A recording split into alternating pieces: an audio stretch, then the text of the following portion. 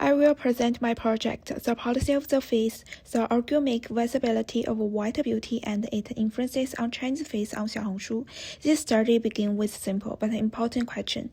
How does Xiaohongshu as a digital platform reshape Chinese users' facial self-presentation and aesthetic perception? I argue that this is not only a study about beauty trends, but also a study about algorithmic visibility, platform culture, and global aesthetic power.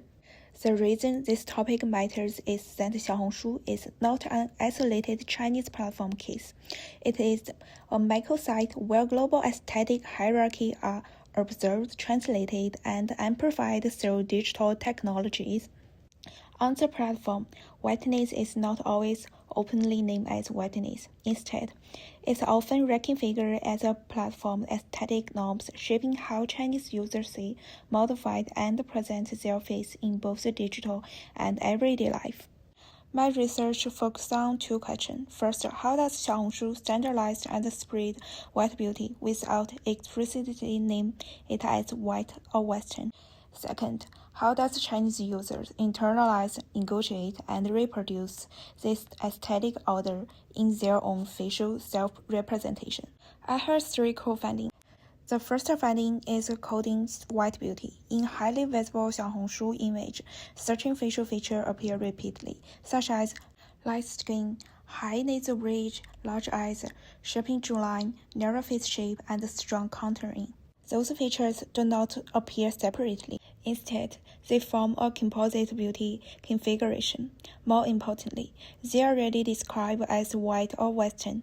They are usually translated into Chinese platform language, such as high-class beauty, bone structure beauty, or refined beauty. In this way, white-coded beauty becomes unmarked visual norms. The second finding is amplifying white beauty.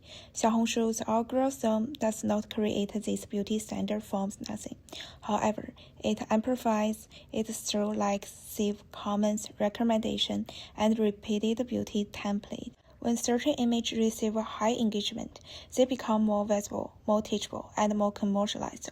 Beauty tutorials, product lists, makeup kits, and aesthetic medicine all help turn the ideal face into something that can be copied and consumed. The third finding is reworking the Chinese face. Chinese users are not simply passive victims of a platform aesthetic. They internalize their ideal face, negotiate it through local terms and practice, and reproduce it through self-presentation. However, even users localize their white beauty through Chinese expressions such as 高级感、冷白皮 or 骨相美.